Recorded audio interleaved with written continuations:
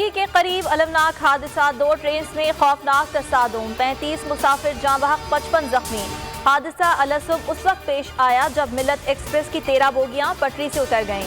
लाहौर से कराची जाने वाली सर सैयद एक्सप्रेस पटरी पर पड़ी बोगियों से टकरा गई। पाक आर्मी और रेंजर्स के दस्ते इमदादी कार्रवाइयों में मसरूफ।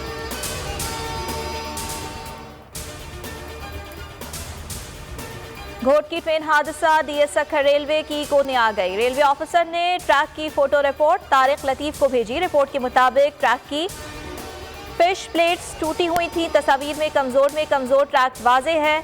ट्रेन तेज रफ्तारी से गुजरी तो हादसा रूनुमा हो गया। डीएस ने रिपोर्ट नजरअंदाज कर दी।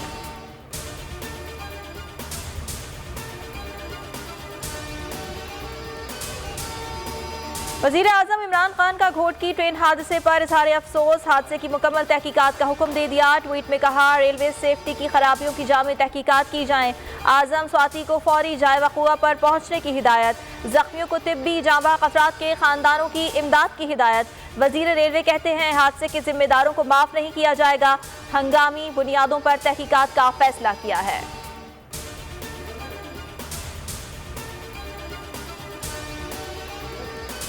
हुकूमत ने रेलवे के तरक्याती बजट पर 60% कट लगाया। ट्रैक की मरम्मत का बजट भी घटाया गया। साबिक वजीर रेलवे साद रफीक कहते हैं, हादसात से बचने का वाहिद हल ML1 की तकमील है, जो हुकूमती नाअहली के बाइस 3 साल ताखीर का शिकार हो चुका। शेख रशीद बोले, ML1 सिंध से शुरू करना चाहिए ताकि हालात बेहतर हों। बोल न्यूज से गुफ्तगू। वफाकी वजीर ने कहा, इमरान खान की दिलचस्पी है ML1 जल्द से जल्द शुरू हो।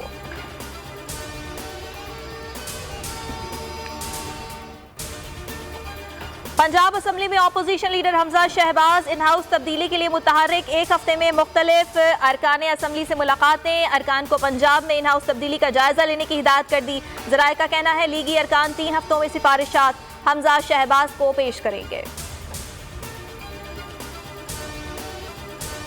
मुल्क में तालीमी सरगर्मियां बहाल। पंजाब, इस्लामाबाद और आज़ाद कश्मीर में 1वीं से 8वीं जमात तक के स्कूल खुल गए। कराची समेत सिंध भर में 9वीं से ऊपर की जमातों की तदरीस भी शुरू।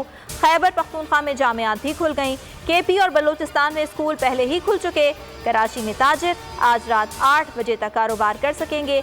वैक्सीनेशन लाजमी कराना होगी। सैलून भी खुल गए। साहिल पर जाने पर पाबंदी भी खत्म।